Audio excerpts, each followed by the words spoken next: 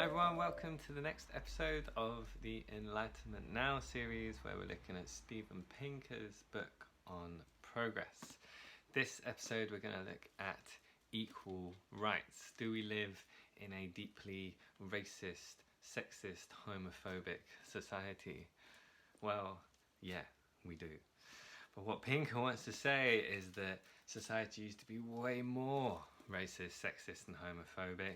It used to be much worse than it is now, and we're travelling in the right direction. Each new generation is more tolerant, more praising of diversity than the one before. But do we have to wait basically for the old people to die so that the young people can come into power before having more progress on equal rights? Or can we learn from the younger generations today and do something about it now?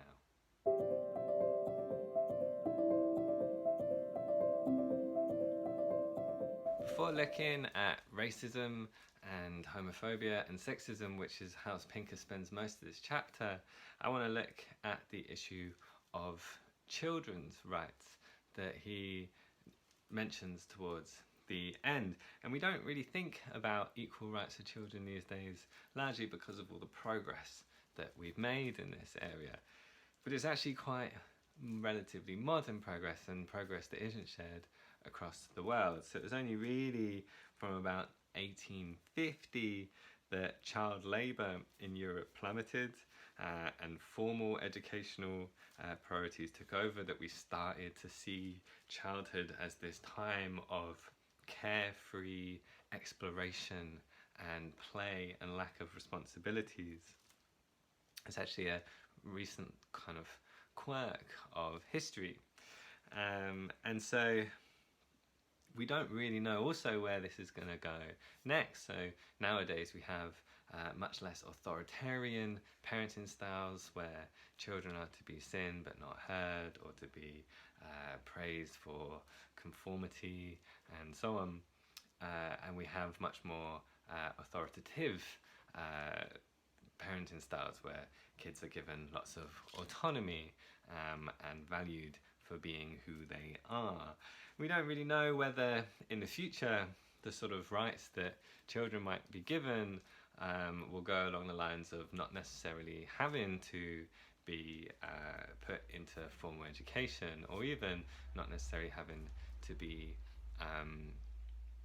brought up by their particular family members. We don't know where this progress is going to go, and that's something that I think is just worth mentioning for what we're going to discuss later, that the progress in this area is kind of weird and scary, and it would have been almost inconceivable to someone in 1790, for example, where homosexuality was a criminal offence in almost every single country in the world, that now gay people will be getting openly married.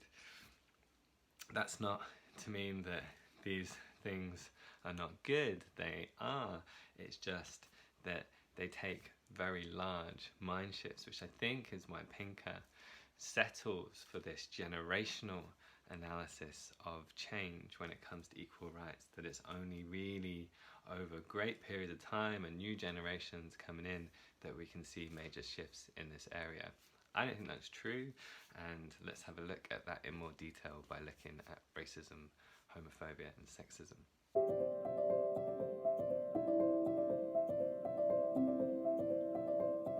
Okay, so here's the good news when it comes to equal rights, which Pinker describes as eloquently as usual.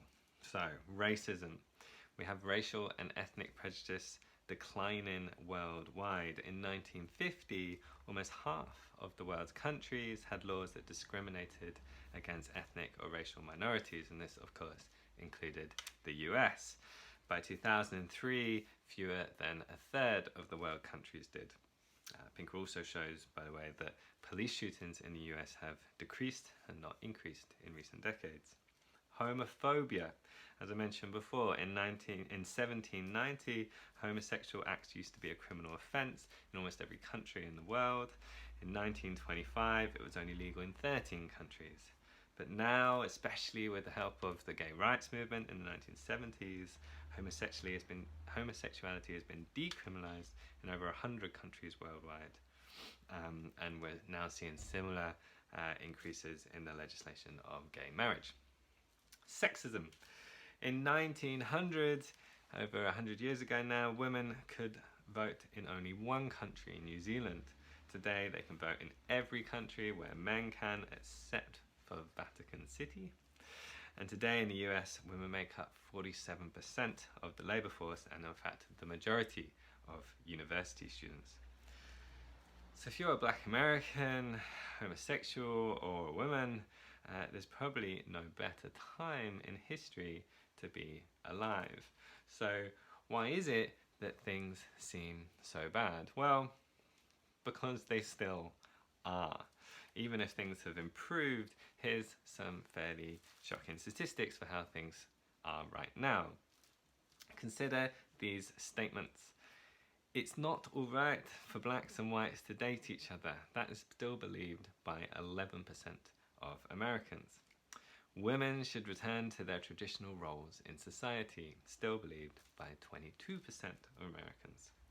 School boards ought to have the right to fire teachers who are known homosexuals. That is still believed by 19% of Americans. Now, of course, these percentages used to be much higher. In 1985, 35 years ago, and in fact the year that I was born, 45% of people believed in the racist statement, 50% believed in the sexist one, and 30% in the homophobic one.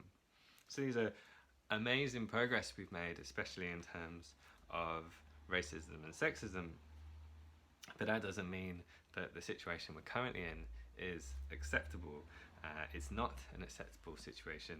We will still need efforts such as the Me Too movement, the Black Lives Matter movement, and other social activist movements that seek to have equality across the board. And unfortunately, we may need that for quite some time.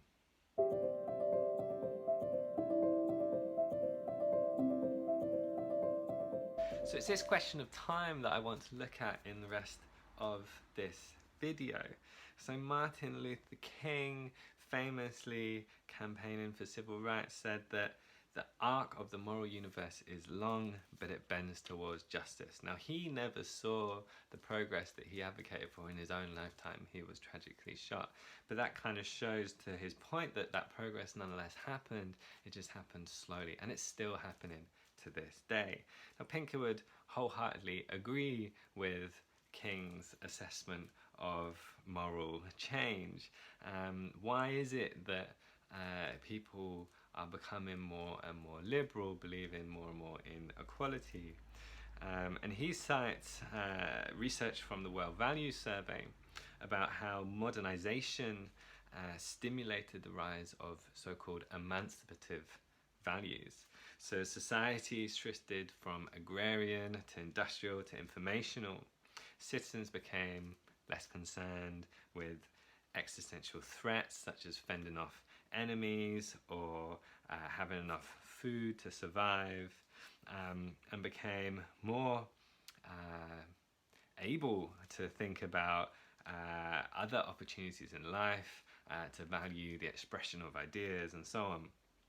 So these shifts in values tended towards greater freedom for individuals and others, and that included equality and diversity. So people began to prioritize freedom over security, diversity over uniformity, autonomy over authority, creativity over discipline.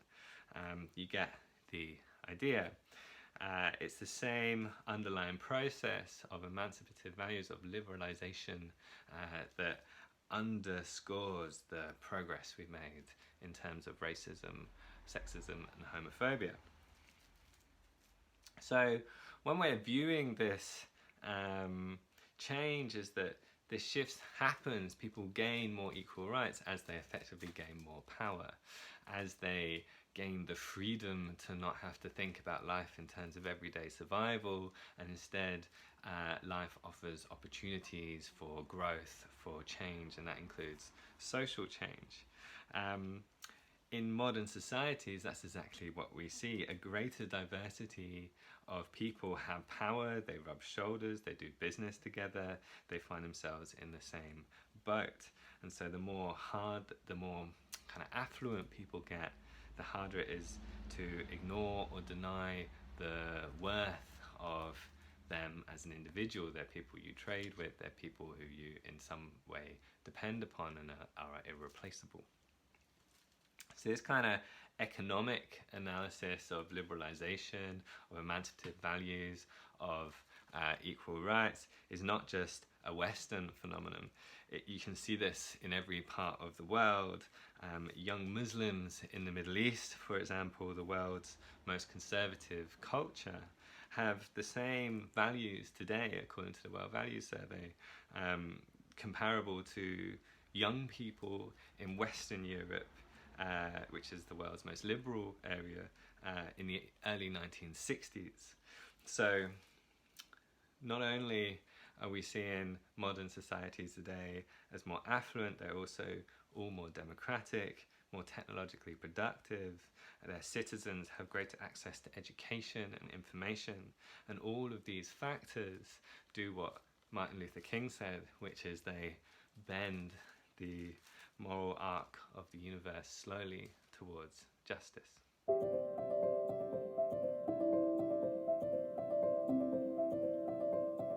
So the question is, does this process of social and moral change have to take so long? Do we have to wait for these generational shifts to take place?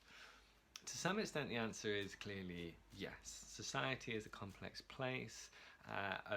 These moral and social norms and values are what coordinate actions between vast amounts of people. They what create trust between people who trade with each other, and so on. If we were to just remove or change these values overnight, there would be nothing left but chaos. So if we think about, as an example, we have honor cultures. Now, honor cultures have values of honor and revenge that basically deter people from stealing other people's stuff. If we got rid of these norms overnight, you would have basically no one would be able to keep hold of their property anymore. The reason why people's values don't change over the course of their lifetime is because to some extent those values work in the long term. They create some kind of order out of this vast amount of complexity and uncertainty that exists in the social structures that we live in. But that's not to say that social values and norms can't change quickly under certain conditions. So certainly new technologies, and we see this when they're supported by new generations too, can disrupt established social structures, the status quo, and they can do so at pace. So it's important to note that people don't actually get more conservative in their values when they get older. They actually keep hold of the values they had when they were younger. It's just to the younger generation, these values now seem static and outdated. It's the rate of change in which modern society is undergoing that gives this impression of old people being stuck in their ways. So there is a real pace to change that can happen, maybe not overnight, but certainly quickly.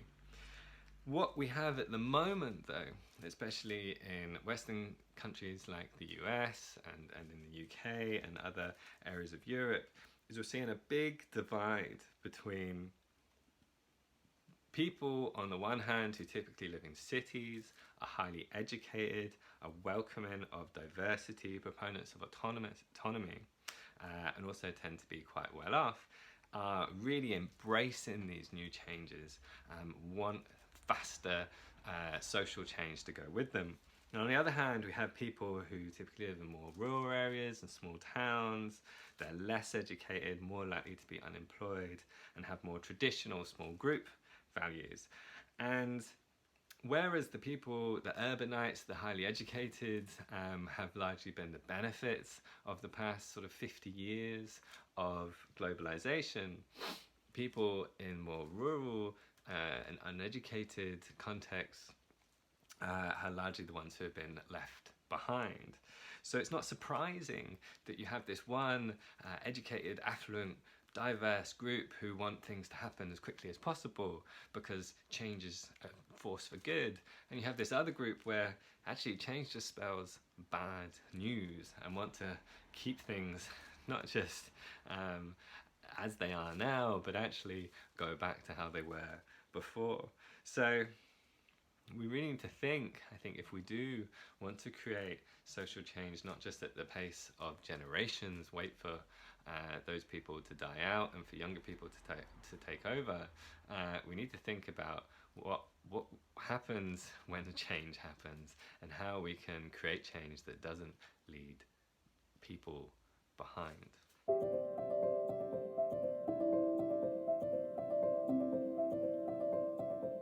So if we want fast and effective social change, to have a more equal society, a less racist, sexist, homophobic society, we need to have changes that on a societal level don't leave huge groups of people left behind, and we need to have in place buffers that deal with further major disruptions that are likely to leave people behind. So as an example, with driverless car technologies, there's going to be thousands of lorry drivers without a job. Now in theory, those people can retrain and get even better jobs, but that's theory unless those buffers, unless those measures are in place to make that happen.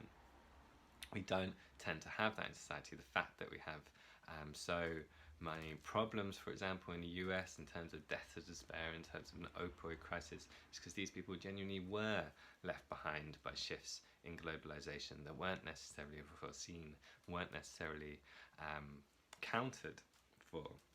So we need to have the right kind of social change that has these buffers built in, that has not vast amounts of people being left behind.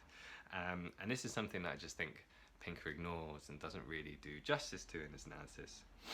He wants to see social change continue, but he doesn't necessarily think about the consequences of those social changes. He also, I think, doesn't want to see social change continuing at a necessarily greater rate than it is now. He wants social change to happen within the current structures that we have. And I think, again, that underestimates just how fast social change can happen when there are the socio-economic and technological changes to go with it. So if we have these buffers in place, if we have no people being left behind, I think social change can happen very quickly, and indeed more than can, I think it should do. And I think this is the kind of problem with Pinker's analysis. He's just a little bit too content with how things are. So consider the situation we're in today when it comes to changing a major social issue like ending global poverty. In 1990, it would have cost 10% of the world's GDP to lift everyone above the poverty line. But in 2013, it would have only cost 3.3% of GDP, because the world has got that much richer. We're 3 times more able to deal with poverty today than we were just a generation ago. So we should expect that as our socio-economic conditions change this quickly and this rapidly, that our attempts to end poverty would also keep up. We should make our capacity for social change match our abilities to do so. So I think that's the kind of main considerations we need to make here. The kind of social changes that we can have today may be at a risk to society, but we can put the buffers in place to mitigate those risks. And those social changes are going to be, as we said at the very beginning of this video, they're going to be strange, they're going to be weird, and they're going to be scary. They might change the structures that we live in. They might have big consequences to economic growth, because we can afford to take those liberties now, or at least we can afford to take those liberties more than we could in the past. So I don't think this is going to be very comfortable for those of us who have benefited from the various social structures that we have now. I don't think it's going to be comfortable for people like Steven Pinker, who want to keep the social structures that have worked so far in place too. But nonetheless, I think it's a process that we need to embrace rather than get in the way of.